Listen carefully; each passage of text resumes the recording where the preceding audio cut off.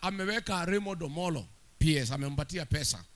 Hii watu ya Raila ile ya zamani, wale wako na msimamo ya kupigania wa Kenya, amewasimamishia candidates.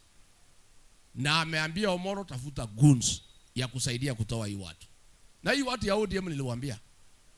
ODM Ruto alinunua kwa Oburu, Junet na Wanga, akalipa deposit. Sasa wanasikia Junet na Wanga wanalia. Hawali kwa sababu ODM imekwisha. Kasongo amekataa kutoa balance. Si ndio?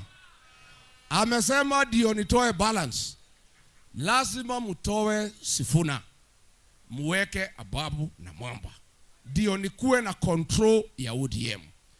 Until you remove Sifuna na muweke Ababu. Na unajua Ababu ile kiti alikuwa nayo ya ubalozi imepewa Aida Odinga. Sasa Ababu anangoja kuwa Secretary General ya ODM. Sasa Wanga na Oburu na Junet wameambiwa, bila nyinyi kutoa Sifuna, muweke Ababu na Mwamba. Siwezi toa deposit kwa sababu mnaweza kunigonga. Unajua Kasongo kwa sababu ni mtu ya kugonga watu, pia anaogopa kugo. Na huyu Junet anamjua vizuri. Na mimi nataka niona Junet akisema Rigijia tusaidie, ni kwa sababu Junet na mimi tunajuana zaidi. Waswahili wanajuana na huyu Junet ndio alitumika na Ruto kusabaratisha uchaguzi ya Raila 2022. Mimi nilikuwa hapo, Junet akaitwa na Ruto. Nilikuwa running mate ya Ruto. Si ndio? Ruto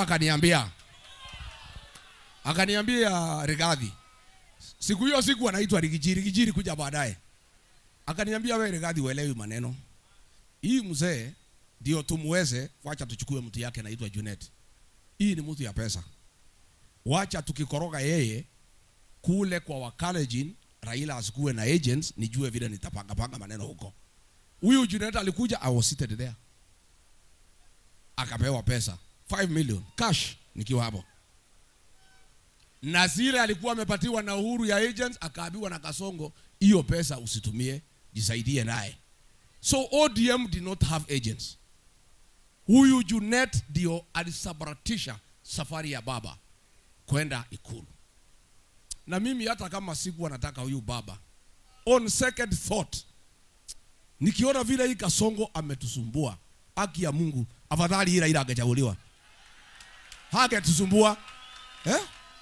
Hangetusumbua vile huyu Kasongo ametusumbua, si ndio? Kwa sababu Raila pia kimiaka hangekuwa na ile nguvu ya kutusumbua. Si ndio? Huyu Junet siku Raila amekufa, yeye na Wanga na Oburu hawakwenda kuchukua mwili, walibaki hapa wakauza ODM. Na nikuulize, kwa mila ya desturi ya Waafrika na Wajaluo hasa, huwezi rithi mtu kabla hajazikwa. ODM ilibadilishwa kabla mwili ya Raila kufika hapa nchini.